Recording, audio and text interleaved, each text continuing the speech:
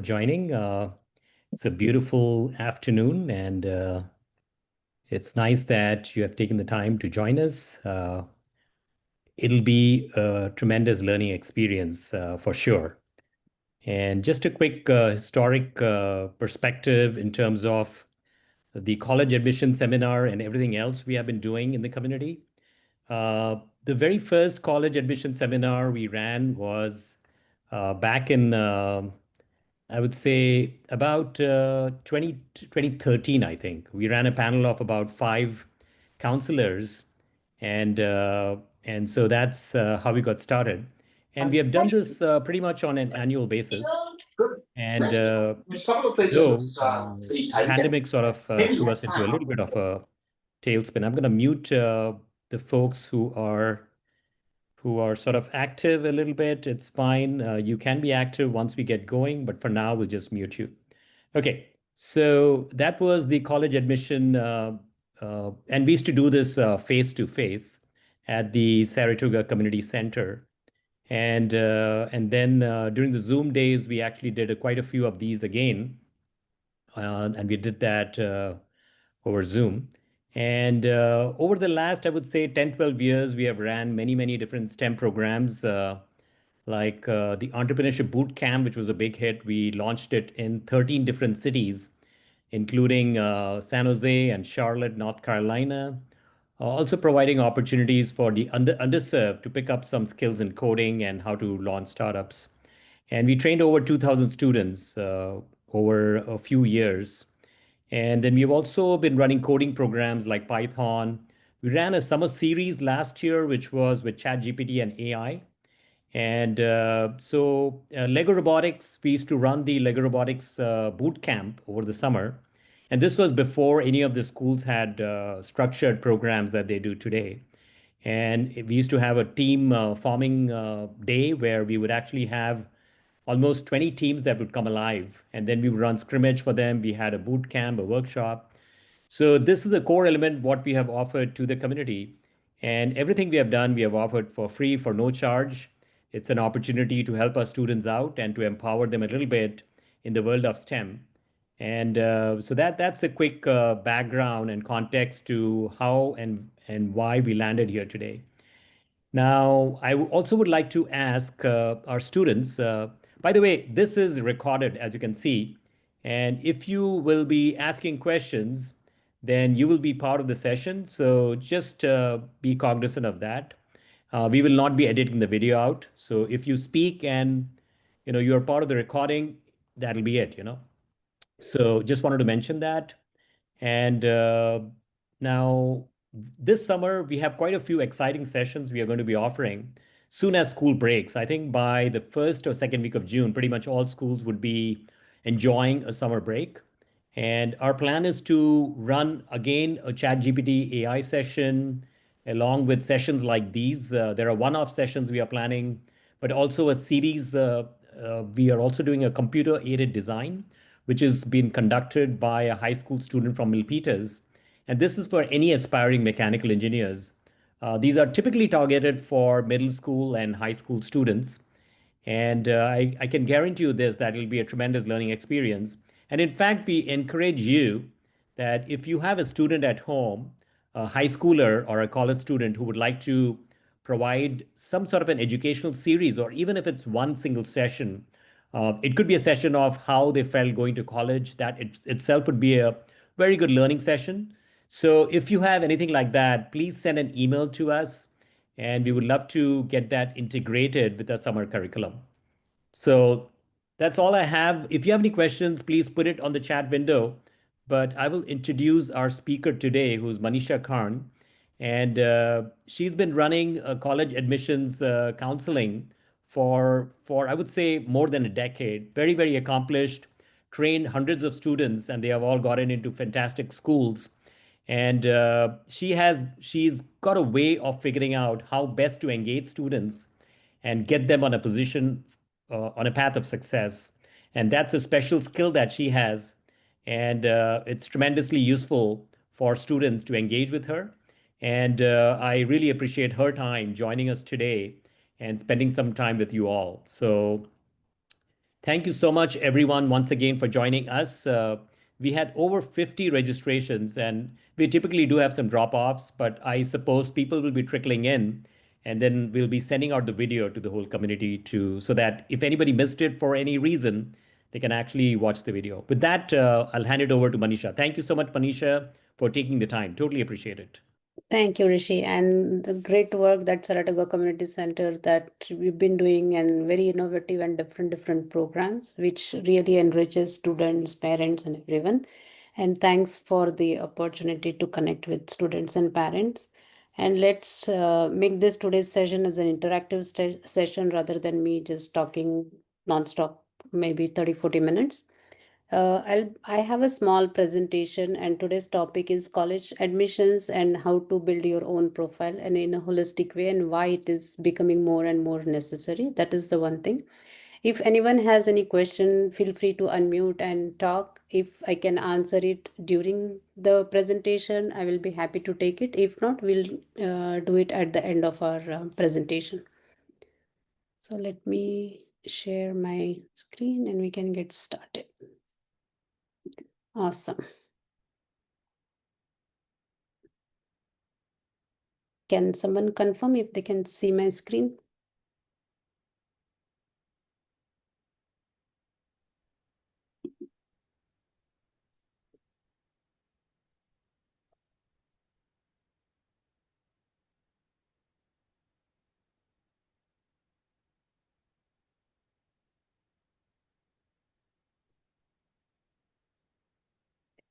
Okay. Hold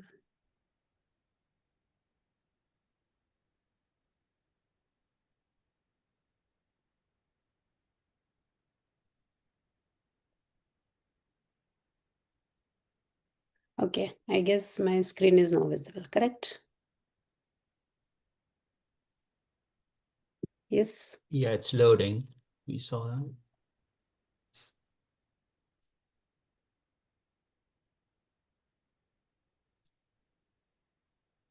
Okay. Why it's saying it's okay. Looks like It's Safari. black. Yeah.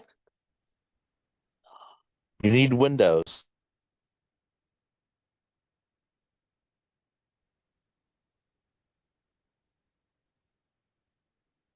Okay, so it as soon as I go in the slideshow mode, looks like it's not loading. So let's do this way. How about this? I guess this is readable, correct? Yes. Okay, awesome. Every time we have to have one or the other technical glitch. So as Rishi mentioned, I am a college consultant. I am a certified college consultant. I did my education from UC Berkeley, which is a degree in college admission counseling. And for the past more than a decade, I've been in this field. Since I work virtually, I have students from across almost 9 states. We have a team of experts on the BSMD programs and college financial planning as well. I'm part of the UC counselors team, so we get regular updates from UC, CSUs, as well as NSCSC. So we get updates about the all other colleges too. So this is just a brief introduction about myself. So these are some of our highlights from the class of 2025. BSMD, our student was admitted into 2 BSMD programs, JHU. Then we had admits like the top tier colleges from JHU and Brown. Then we had some of the highlights of Case Western, UT Austin, obviously UIUC, Purdue, Georgia Tech. And then UCs, since California local student, one of my students, she got into all UCs. So it was like little tough for her to decide between Berkeley, UCLA, UC San Diego. Eventually, she went with UC San Diego. And two of my students, they got into the Regent scholarships. So before today's actual core topic, which is the holistic profile review, and then when I and Rishi were talking, so we were thinking what should be the topic. And then I told him holistic profile, because if you see the trends for the class of 2025, uh, the second bullet point, focus on holistic application, and the 56% of the focus is on extracurricular activities and what all extracurricular activity entails. We can talk about that in a minute. in a bit. Then letter of recommendation and obviously the essays. So essays are not just the main essays, but how you write the supplemental essays as well. The lot of colleges are now coming out and saying that they are using the help of application tools which are AI driven, not to completely review your application and the essays, but at least to shortlist the application pool. Going forward, probably more and more colleges will join that bandwagon. Now, a push toward a career-oriented program is happening with the colleges. What does it mean? If anyone know what is the CTE programs are, and please feel free to unmute and just talk. Specifically, the students, do you know what is the CTE program is?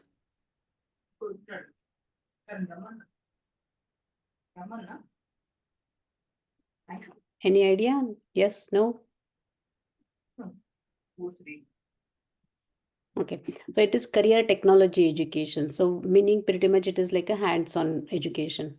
So in our own neighborhood, we have a Silicon Valley SVCTE programs, and what they do is, so they give, they have a SVCTE have a good summer program, which is pretty much like a hands-on for students, where it the throughout, I guess it's a 4-week program, but throughout those 4 weeks, students can learn about repairing the car, being a nurse, how to do CAD programming, how to do coding, all those small snippet, EMT trainer, all those things. But those are on a smaller level. But the Purdue University, that is the first career-oriented program, kind of like a highlight, is Purdue has joined hands with United Airlines. And for their aerospace engineer students, they are giving the hands-on exposure to the students through United Airlines program.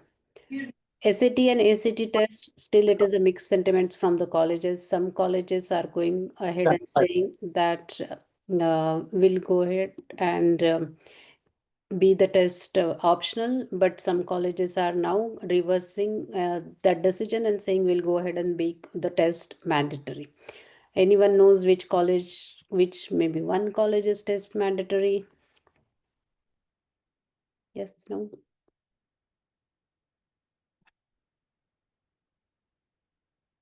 Okay. Georgia Tech is a test mandatory college. MIT is also saying they are going to review that we need to provide the SAT or ACT test.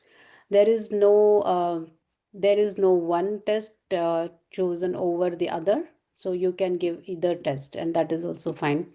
Before I go to my next slide, we have 15 participants. Can you briefly tell me how many we have?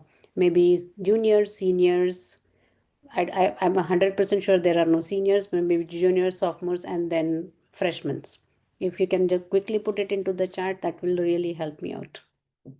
So just take maybe 30 seconds. Okay, one junior, awesome. Sophomore, junior, okay. Okay, so rising junior. Okay, we have good number of juniors. Perfect.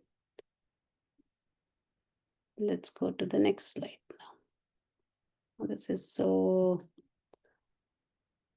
Okay. Can anyone guess what this is?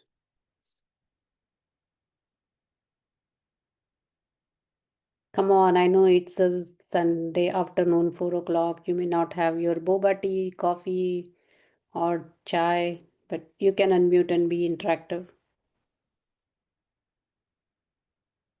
Okay, so stand out. So when you make a holistic profile, I'll just give a kind of like a pop quiz. Any student who want to get into the pre-med track, what are the things that will immediately pop up as your extracurricular activity?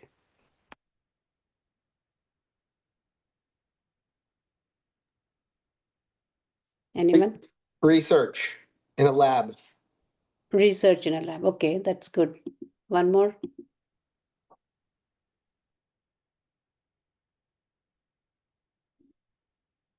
Shadowing a doctor. Perfect. Yes.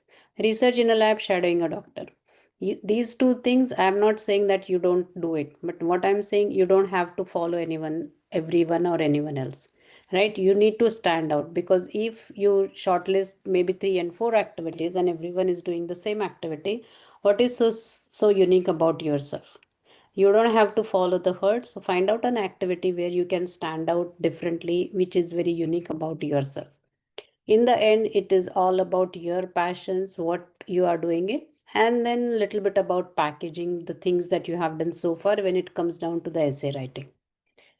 If everyone is running in the same way, I would say run the other way. And that is what probably I would say my specialties. I don't suggest the activity which are like top 10 activities that everyone else is doing and my students also do the same thing. That generally doesn't happen. I do connect them with different ideas and avenues and ask them to explore. Definitely, it is going to take a lot of legwork from the students, because most of the things, shadowing, research, or something, being into HOSA, joining the Red Cross Club, joining maybe food pantry. Those are all the set opportunities where you just have to go and volunteer. But if I say, hey, you go around your neighborhood, gather 10 or 15 students and you teach them something, that is going to require a lot of time commitment, lot of leg work, lot of sweat and blood will go into all those things. But eventually that can stand out as a very unique activity which is about yourself.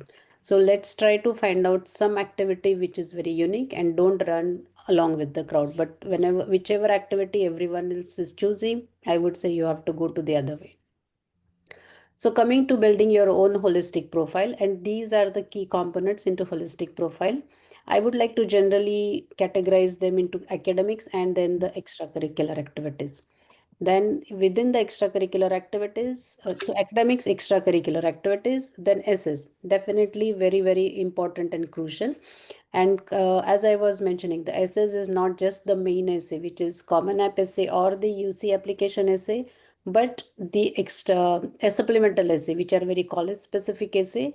And generally, what I have seen that students place very less importance to the supplemental essay, and they put all their energies into crafting UCs and common app essays.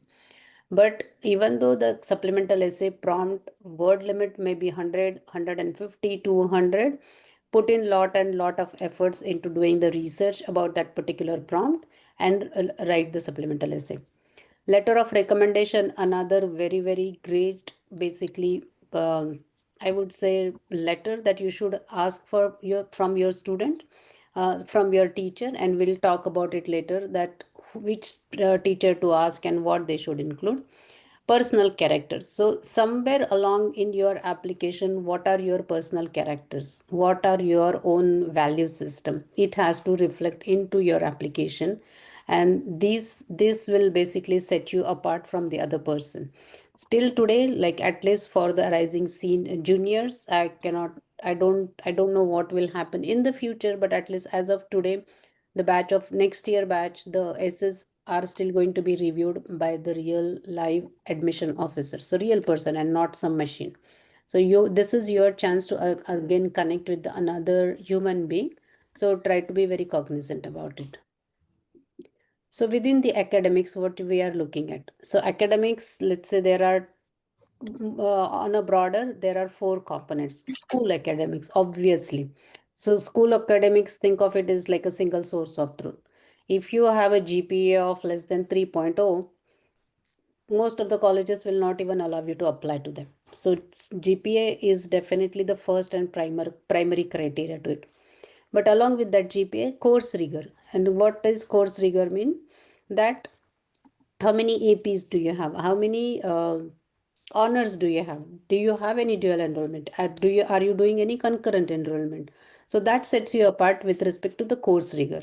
If you are a 4.0 straight 4.0 straight student but haven't taken any APs or any honors, versus if you're a 3.8 student but you have tried to take APs and honors, then definitely the 3.8 GPA student will be given the preference over the 4.0 students, because the course rigor comes into the picture. Standardized test, doesn't matter which one you take, but you have to appear for either SCT, ACT.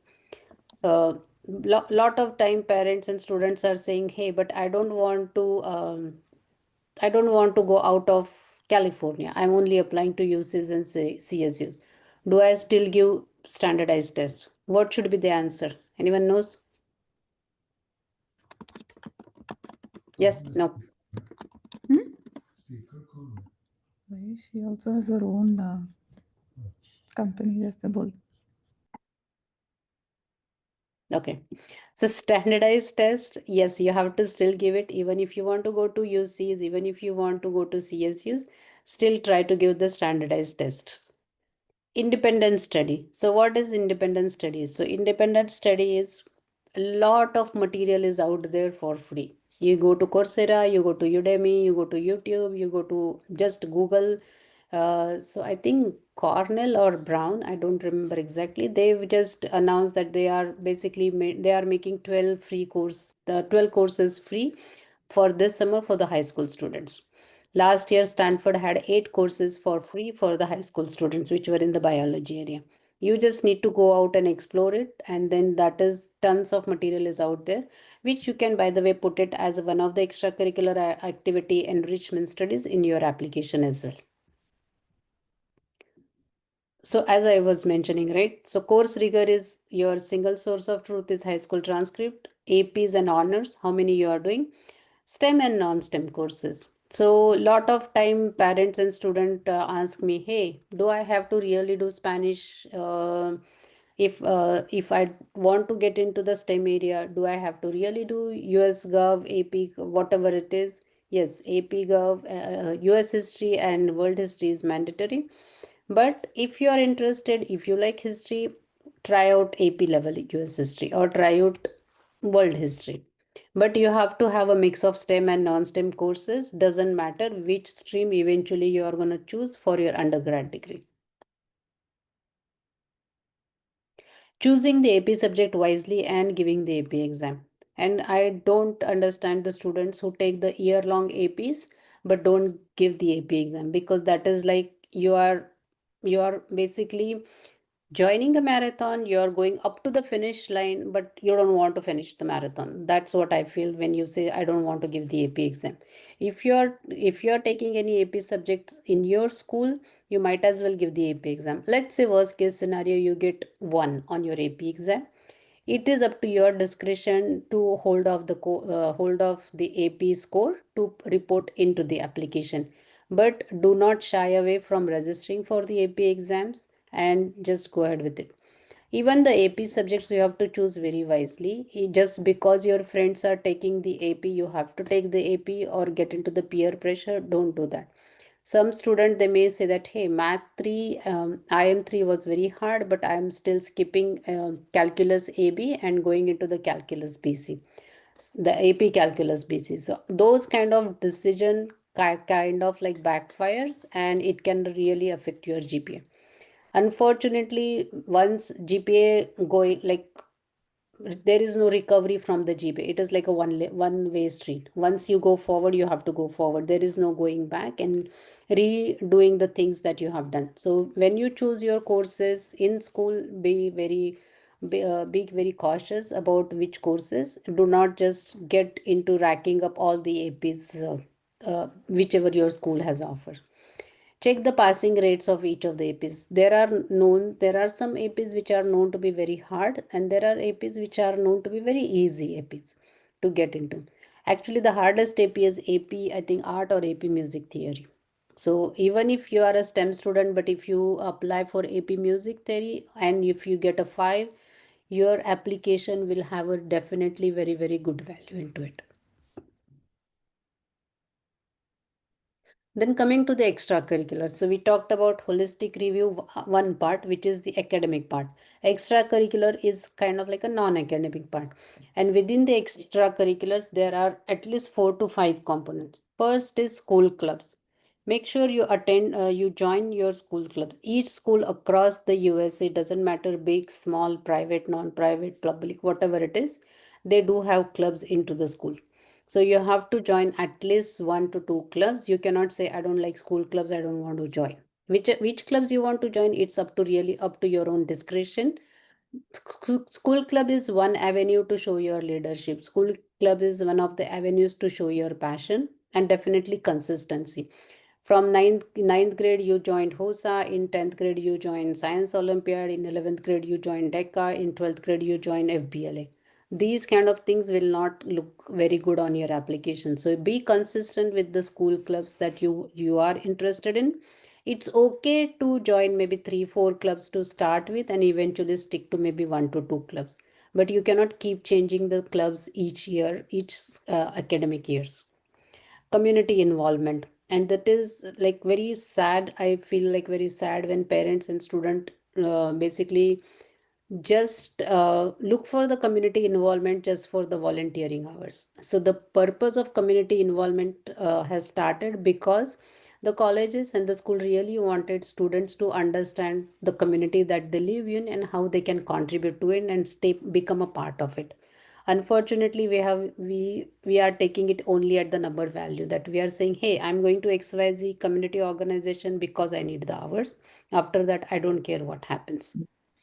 So that should not be the case. Find a community involvement or community volunteering which you really enjoy. And again, do not find opportunities because someone else is doing it and you want to do it, even if you enjoy or not. Don't, parents, this is kind of like a suggestion for parents, don't push students into the community involvement which they are not interested in. Let them pursue the community involvement which is of their own interest and let them follow that. There are tons of summer programs are out there, and then the summer programs, there are paid, unpaid summer programs, it doesn't matter. And summer programs can be Cosmos, just for the maybe California's parents and students know, Cosmos is one of the summer programs. UCSB SRA is another summer program. Stanford Enrichment Program. UC Berkeley has STAP. So these are the just summer programs to basically to name a few. Then there are a lot of summer events happens. Summer ISEF happens, coding camps happen, hackathons happens during the summer, voluntary events happen, doctor shadowing. KP.org offers summer internship for high school students. CPR trainings and workshops happen. The way Rishi was saying, they have the summer curriculum. So tons of opportunities out there for the summer. You don't have to be engaged 40 hours per week, but do not even lazy back and just spend the summer just relaxing in the pool. At least spend 3 to 4 hours fruitful to explore and enjoy the opportunities. Try to find a local opportunities, or since COVID, lot of things now happens virtually as well. So anything that you enjoy, it can be fine. But you have to keep doing one thing or the other during the summer. And then the sports, definitely it's not mandatory. If you enjoy the sports, then pursue the sports. If you are not enjoying the sports, just to click that bucket, you don't have to be into the sports. Generally, I suggest that, hey, if you think that you have a potential of states going into the national, definitely pursue the sports very rigorously. If you don't want to, if you feel that no, I probably may not get into the states, I may not get into the nationals, but I do enjoy sports a lot, still pursue it, because students do need some activity where they can really de-stress and enjoy and then come back home fresh and focus on their studies. And then the next part is essays, and it is very, very crucial. Just to brief about the essays, there are 4 PIQs that the students will write out of 8. UC offers 8 PIQs. Any 4s they can any 4 PIQs students can choose, which is 350 words. There are 7 prompts in the Common App, out of which they only have to choose one, which is 650 words. Coalition essay, Coalition is also another kind of like a portal where some colleges are in Common App, some colleges are in Coalition. If the colleges that you are applying to falls under Coalition essay, then you have to write that. Most of the time, the Common App essay can be duplicated and replicated and used as it is for the Coalition application portal as well. And then as I was mentioning, supplemental essay, it depends on college to college. Some colleges have only one supplemental essay, some colleges have up to 10 supplemental essay. So depending upon the colleges that you choose in, or which are in your college list, your basically total number of essay will vary. but kind of like a pop quiz for maybe students. Do you know in your senior year from August till end of your application cycle, how many essays approximately you will write, provided you have a mix of UCs and then some private and public colleges?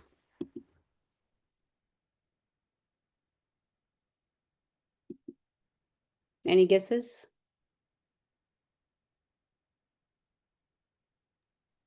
Three. Oh no, 15. a little closer. Little you have to go up. 25. So someone said 25, and which is pretty much right. 25 to 35. If the student is applying to BSMD college, make it 35 plus, because generally the BSMD acceptance rate is into single digit, which is only 5%. So when you go into the BSMD college, then you apply to maybe almost 30 to 35 colleges. If you are 100% sure that that is the route you want to get into, and because of its competitiveness, and the more colleges you choose, the more essays you write. How not to write your, basically what not to do in your essays. Okay, so this title is how not to write should be the. So you should not get the guidance from the people who are expert in English literature. So when you are writing your college application essay, these are not the literature essay. And you have to understand this fundamental difference between the college application essays and your literature essays. So please do not get it basically guidance about how to write it from any English literature experts per se. So Indian parents may know Shashi Tharoor, who's like an English literature or English expert, and people are very fascinated by his vocabulary and the way he speaks. But if you write those kind of if you write that kind of language into your college application essay, the admission officer is gonna get fatigued just looking at the dictionary, and they can just dismiss your essay. You have to think the admission officers, they are all 35 plus to up to 60-year-old. So, and they are the fast readers. They want to know exactly what you are trying to connect with them, what you are trying to tell them, you as a person. They don't want, you don't, this is not a time to impress them with your language skills and anything. That you can do it through your AP literature exams, saying I have a 5 there, or your AP lang and composition grades into school saying I have a B plus there. So this is, essay is not a time to impress about your language proficiency, but it is time to talk about who you are as a person and your characteristics. You should not go online and check, hey, top 10 essays which got into, let's say, Stanford, top 10 essays which got into UC Berkeley, because you don't know the whole complete profile of that complete person. You only know that XYZ person has written this essay. But if you take only the essays out of context, then it's of no use. So do not please go and check out how someone else has written the essay. You don't have to incorporate the vocabulary where the reader have to use the dictionary, as I mentioned. So be very genuine. If you naturally are very good and proficient in that language into your day-to-day way, go ahead and do it. Nowadays, very few students, unfortunately, because of the social media, because of the slangs that they use, people are basically drifting away from grammar, from vocabulary enrichment and everything. And that's why if you see in the SAT and ACT exam, it is very easy to get 800 out of 800 into math, but very few students will struggle to cross even 700 in English reading and writing. But if you see English reading and writing, the grammar rule, the composition, reading composition, everything, it is nothing new. They've been learning it through their middle school as well. But why it is still hard? Because they are drifting away from the grammar rules. They are drifting away from the vocabulary enrichment. Students are not reading books anymore. They are just on TikTok, Instagram. And once you are away from all those things, these are kind of like the side effects we are seeing. Do not have the abstract theme for your essays, because the essays is asking about you as a person.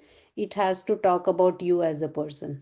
And then this is essay about yourself. So you cannot talk about your teacher, your mentor, your parent, your mom, your dad, your grandparent.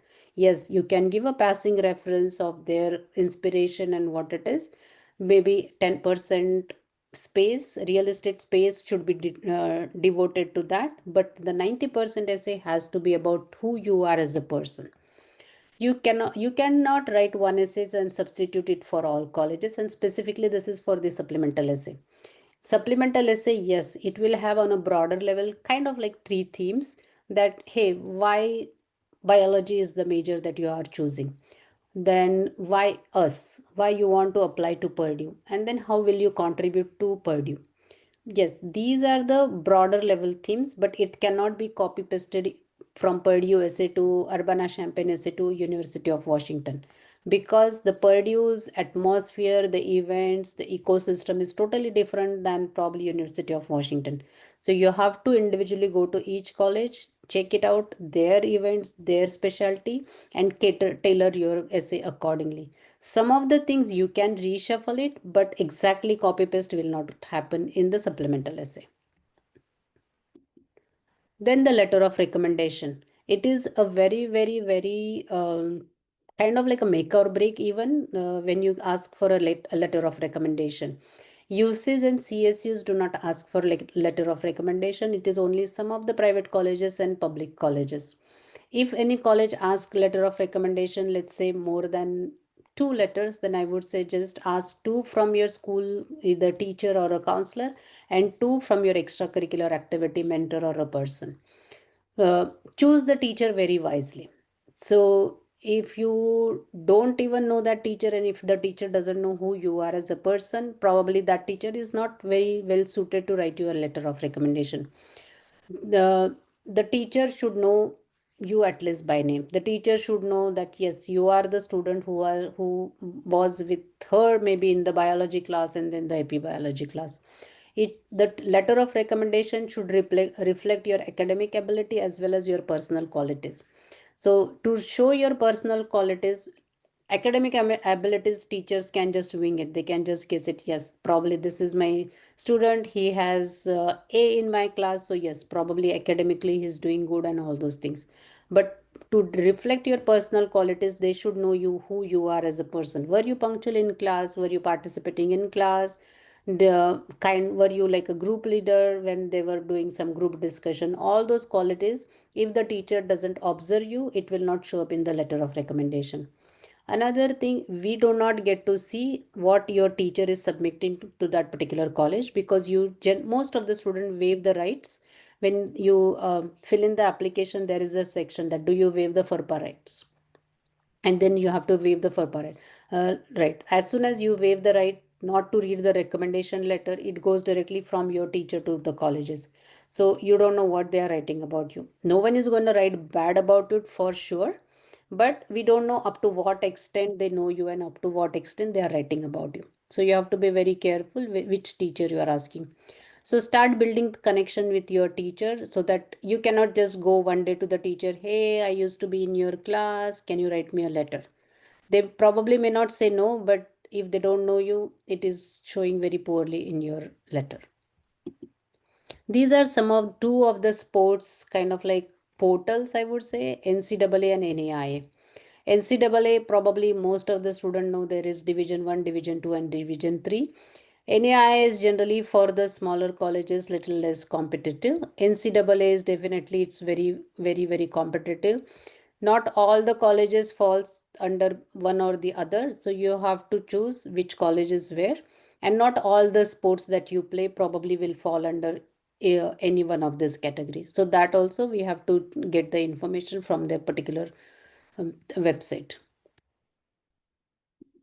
So this is one of the summer program that I know that some of the startups are running back in India, and they are offering for high school students and undergraduate students some of the summer research and summer internships into one of these areas. Biological sciences, AI, ML, math, mechanical sciences, social media marketing, and all those things. You can just go and visit their website. It's igniteedge.com to find out more opportunities. The program actually, by the way, is starting from tomorrow. So if anyone is interested, they can just visit the website. It Ignite Edge with only one E, and then see if you are interested. Yes, so these are basically the researches into AI, ML, math, physics, oncology, wearable devices, and internships are into the front end, back end, and AI, ML, and social media marketing. So this is basically the brief about how you can build your holistic profile. Definitely, the financial aid is more important. You don't have to worry about financial aid right now. The way it happens in senior year, August, the most of the application will open up. Financial aid generally opens up in October, but for last 2 years, because they were going some changes, it opened in December of your senior year, and then it is due by June of following June of your senior year. So just because before you graduate your high school and get into the college, parents think that hey, I we are two of us, like spouse, me and my wife or me and my husband, we both are working, we are both into the IT, probably we will not get any aid. So why to waste our time filling up the financial aid application?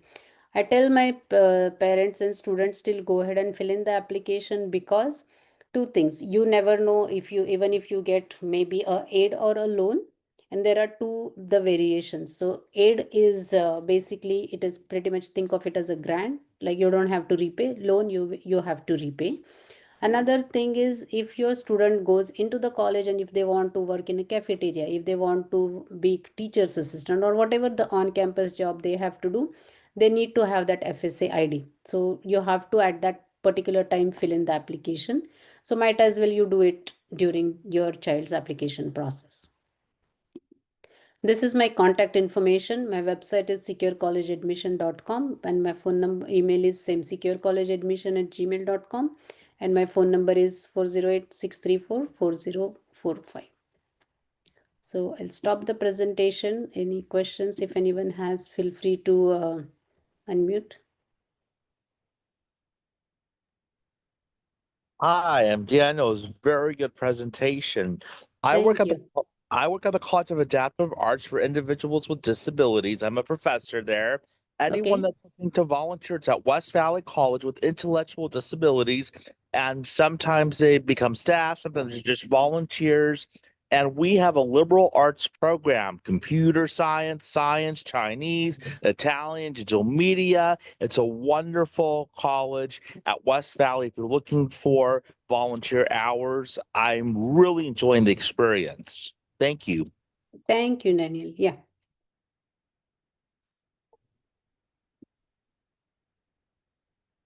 Yeah, thank you, Manisha, for a very nice presentation. Was short and sweet. My son will be entering his junior year next year. Mhm. And in one of your slides, I think slide 32, you mentioned about the extracurricular activities. You mentioned about 4 activities the students can do. Correct. Now, the thing is, there's only a finite amount of time and energy the students have. Most of the Correct. time they'll have to spend on the academics. And my son, he's into sports, track and field. So that takes a lot of his time, even during the season. So how many of these activities would you suggest that a student do in order to, improve his chances in getting into a good school? So the activities that honestly, which I mentioned, let me go back to again the I think it was slide 32. 32 here, right? Right. See, all these 4 activities are easily doable over the period of 4 years. School clubs, anyway, they are into the school clubs. Most of the school clubs happens during their either brunch or lunch time. Very few times they have to do anything extra, unless and until they are into DECA, HOSA, where they want to prepare for their nationals and all those events. Otherwise, school clubs is your lunch and brunch activity. Community involvement, they don't have to spend maybe 80 hours, 60 hours, but even if they spend 2 hours or 3 hours even per month, it is still doable. Maybe during the summer they can up their hours. During the school year they can maybe just barely manage or don't have to do any volunteering. Summer programs, definitely priority nowadays, I would say, given the competitiveness of the application that it has been going on. But not each year they have to do one or the other summer programs. Maybe what I say, unfortunately, like unfortunate thing is about the research. Even the 8th grader and 9th grader parents ask that, can you provide some research opportunity to my student? And I feel so sad for the PhDs, because they've been slogging and spending our years together to do research, and here the 8th grader and 9th grader are asking for research opportunities. So I'm from my side, I'm coming up with some parallel word. It may not, the parents may not like it, the students may not like it, but I would like to coin some other word where we do not devalue actually the research word itself. But it is still doable. Maybe you can do a research one summer, or you can do internship maybe just one of the summer. Other summers you can explore competitions. So what I'm getting at is, all these things you have to pretty much do it. How much and when to do it, you can basically plan it out from your 9th grade till your 11th grade. So you have 4 summers in your hand, and you have pretty much 3.5 years in your hand, because at the start of 12th grade itself you start applying to colleges. So think from the college application perspective, you would only have summer before 9th grade till summer after your 11th grade. That's about it. Thanks, Manisha. So just a quick Sure. on that. Mhm. So, for example, once the school year starts and that particular semester he has to play his sport, Mm-hmm. so he's going to be very busy with his sport and acads, Correct. but he won't have any time for clubs. So is that okay if he takes the club maybe only one semester of that year, maybe next semester? So generally speaking, the clubs, the way it happens is, club starts at the start of the school, and they will have the club fair probably in August and September. Mhm. Some clubs do not even meet every week. So if and I believe the track and field is the fall session, right? Not the spring one. Right. It's both sessions, but he's going to be in the fall. In Yeah. the fall session. Yeah. So maybe he can find a club which are very easy going clubs, rather than finding out the clubs which requires very like most of the time commitment, and the clubs which can maybe meet only during the brunch time or a lunch time and not after school. Okay. Yeah. But having the clubs, I would like highly recommend. Think from the college. Don't think colleges as an institute, but think colleges, let's say, as a give and take mechanism, right? Kind of like a barter system. Hey, not a barter of with respect to only education. Like, we are giving you the education and then you are giving us the money. But apart from that, what else are you bringing to the table? So from the colleges, they are looking at two things. Money is like a very secondary, but they are trying to create their alumni as well. Once they have the like Purdue till today, like Purdue has a Neil Armstrong statue still today in their campus. It's like a huge campus, because Neil Armstrong was the alumni from Purdue. Stanford still uses Steve Jobs' name, even though Steve Jobs maybe drop out from the Stanford. But these big names create an alumni. Once they have an alumni of that stature, two things happen. Once is endowments start pouring in into that particular college. Endowment is like a private individuals giving donations to the college. And then second is, as your name and your alumni network increases, you get a federal funding as well. So that is pretty much kind of like the colleges are looking at when they evaluate your application, or when they say that what are you going to bring to our. And that's why most of the colleges ask that how you are going to contribute to our campuses in their supplemental essay. Like, what is the unique quality that you are bringing in, apart from your academics, apart from your ethnicity? You are maybe a leader, you are maybe a sports person, you are maybe a community volunteer, you are a very a techie person, you are a nerd, you are a book like you like reading books. But what is exactly about you that is so unique that we have to admit you? That unique thing we have to find it, and these are the avenues, the extracurricular avenues. Academics, unfortunately, is not an avenue for you to figure that out, that what is unique about yourself, but these extracurricular activities are. Okay, so just acads and sports is not enough. Maybe he needs to do one more thing. Yes, he Oh, has, correct, yeah. Because see, even if you are saying sports and track and field, you may go and ask him that how many students are there in the track and field, mhm. right? So there are probably 30, 40, I don't know how many are there in the track and field. So accordingly, it is like track and field, it's not like a very unique activity. It is not it cannot take him, is it going to take him up to the national level, NCAA, NA? I don't even know if it is there in those categories. But you have to somewhere see that which sport is you have to continue and which sport you have to cut loose. If it is, because I know, like yesterday, one of my and the same, my one of my parent called me and they said, hey, my daughter gets so exhausted when she comes home from cross country that she comes home around 6 o'clock. She takes a nap for a half an hour because she is very tired, and after 7 she starts studying, and now her grades are slipping, but she still wants to continue track and field next year. And then at that time, if you ask me, I would say then you have to cut loose track and field if it is affecting your academics and other things, because it is extracurricular activity, it is not the academic activity. So extracurricular is kind of like a cherry on top. Okay, so unless you're at the top of your sports, then you better start. But correct, yes, Okay, thank you. sure. Any suggestion for an incoming senior, like assuming time at hand and already preparing for what all colleges to decide and all, but in terms of better utilizing the time or some internships or like that? So definitely. So for the basically rising seniors, this is the very crucial summer for them. So this Right. summer they have to spend at least from the I would say, not if he knows, he or she, if they know which major they are applying to, the maybe the activity which supplements their basically academic interest. Mhm. Like they have to spend this summer in that, and then definitely gearing up towards the essay writing, because Right. as soon as the senior year starts, they will have the APs. The teachers are not going to be very lenient, because you are a high school senior and you are preparing, you are doing the college applications. They are still going to continue with their quizzes, their AP exams, and everything. So unless and until you do a little legwork during the summer with respect to college application, it is otherwise it's going to be very brutal battle from August till December.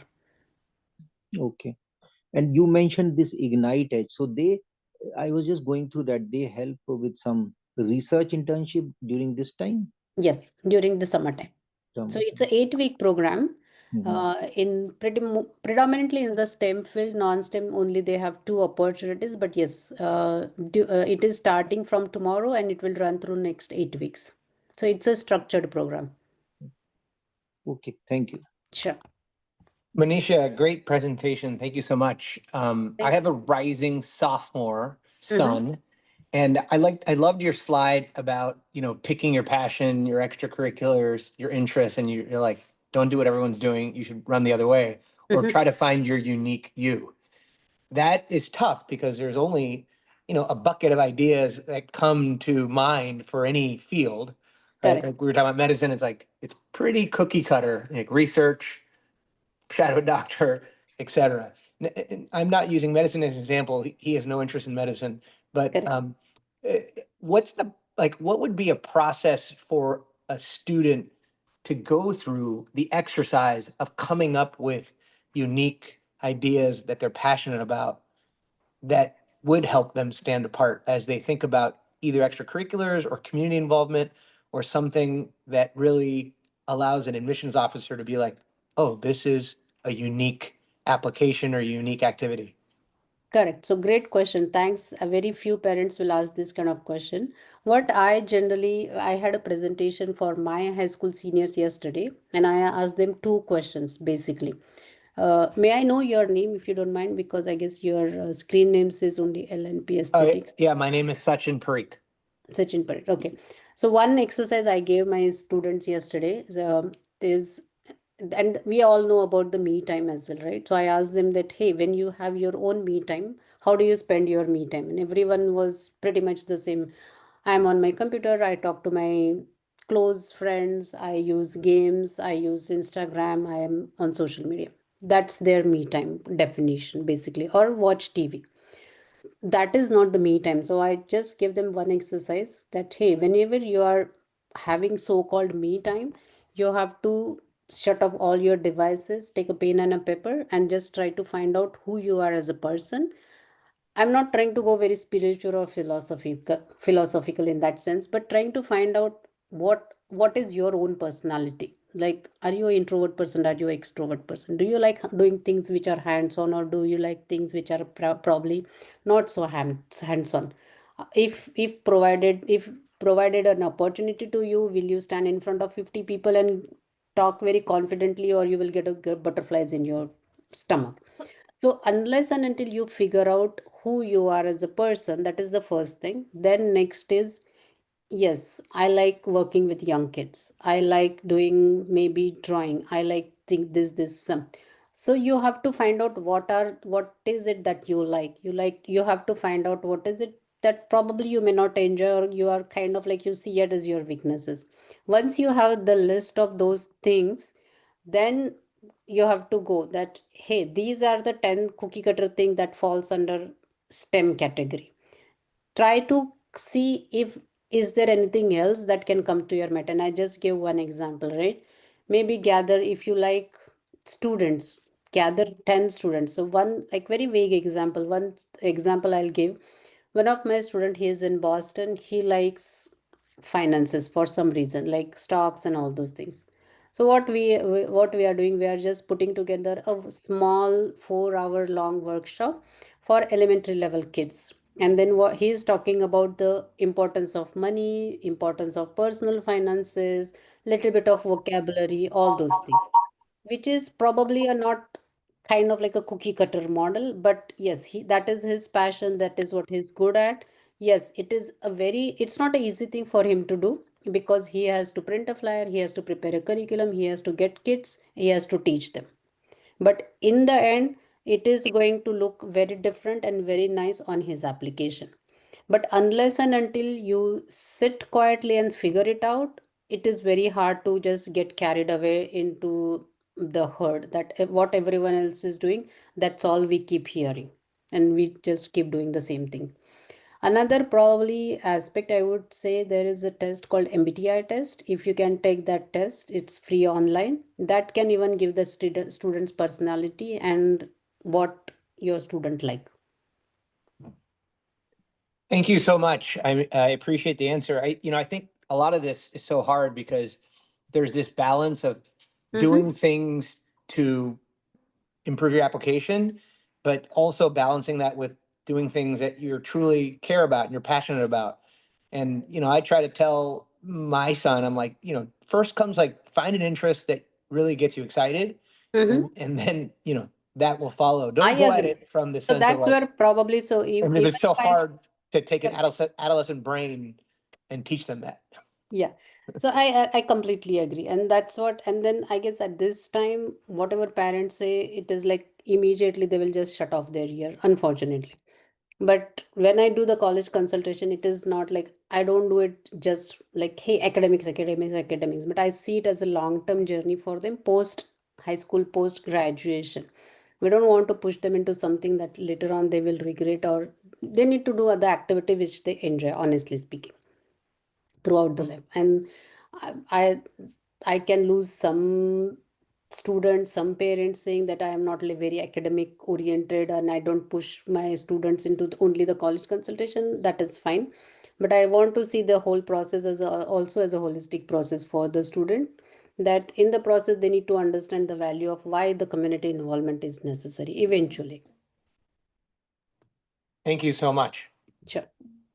I had a question about community involvement. Can you talk a little bit or give us some examples of what you would consider good quality work for community involvement?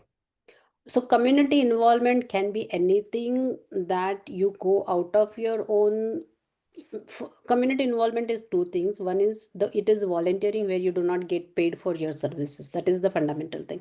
So if you go to let's say Kumon and then you get paid for it, it cannot come under the volunteering or community involvement.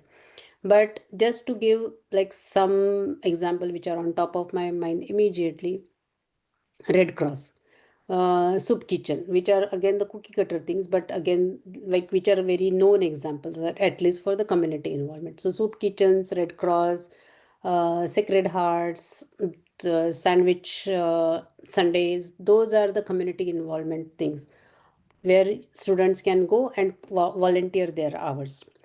If you are in San Jose, probably let's say San Jose has a bubble run. San Jose has a turkey trot event. Your student can go and volunteer there. They can go, city runs the park cleanups and all other activities. They can go and volunteer there. So these are the activities where they volunteer and donate, kind of like their time will come under the community involvement bucket. Okay, thank you. Sure.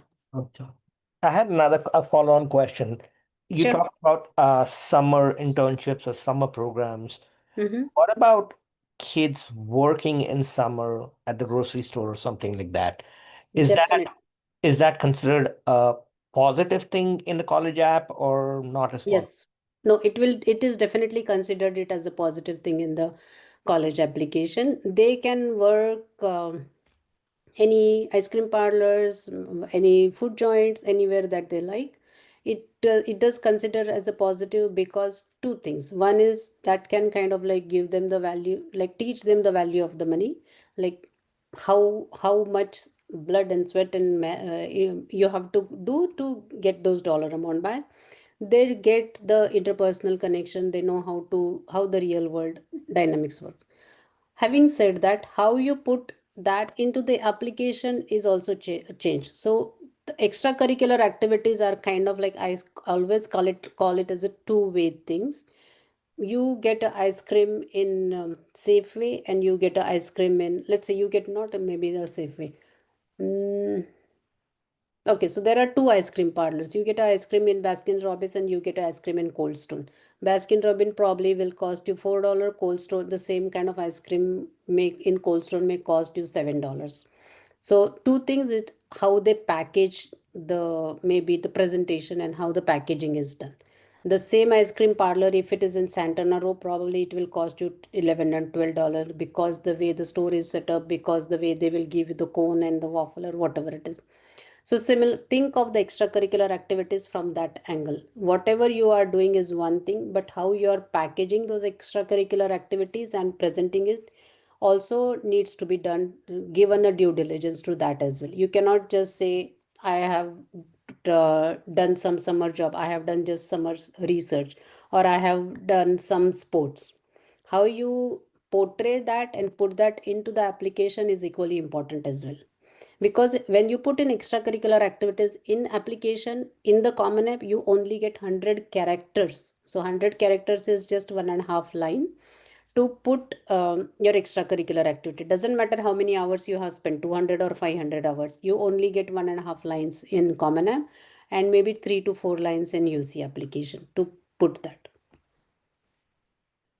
Thank you so much. Sure.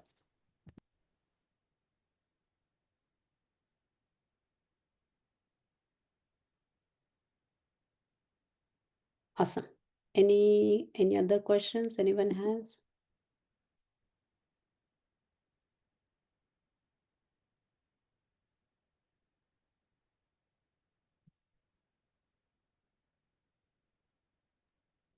I had a question about legacy quota. Mhm. Can you explain how legacy quota works? Is it still valid, not valid anymore? And does it depend on how much contribution you're doing to the schools? Yes. So legacy quota, it is since last year, there has been lot of ups and downs in the legacy quota. So it is, some colleges are still basically keep giving it as a priority for the legacy quota. Some colleges are saying no, will not give too much of a importance to the legacy quota. But see, it is like a very, I would say, not so straightforward thing, honestly speaking. Still, you see, cigarette are injurious to health is like a fine print. They are selling the cigarettes, but they will put in the fine prints. And think of it, at least that is my own personal opinion. It is not given anywhere. I believe, even though they will come out and say the legacy quota we are valuing or we are not valuing it, I believe it is not going anywhere and it will still say the same. And college will honor the legacy quota because it is giving them the money. And I'm sorry, what is legacy quota? So legacy quota is you are into any XYZ college, or basically the legacy quota works two ways. We talked about endowment, right? So endowment is I give some XYZ amount to any college, and then that college will honor my legacies, like my student, my son, daughter, whatever it is, into that particular college. That is the one way. Another is I've been alumni of that particular college, then I get kind of like, I should not say easy, yeah, I get a easy access into that particular college, and that's the way the legacy quota works. Okay. Does the legacy aspect, is it a function of how much you contribute in terms of